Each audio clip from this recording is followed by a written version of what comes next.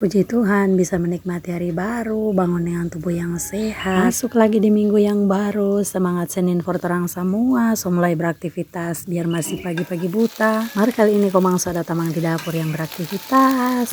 Ternyata so beraktivitas lupa berdoa katuun. Aduh, sejam begini kote mau pihoba dulu tunyong oki yang masih tertidur lelap dan tenang. Kamu semua mulai lanjut beraktivitas, kasih siap dorang pe bekal toh. Jadi nih dua semua simpang di kulkas, besok tinggal mau goreng-goreng. Apa dia mama penyong besar, tinggal mau bas mokol, mama so kasih siap semua. Berdoa dulu katuk sebelum makan toh. Tanpa ulang jauh.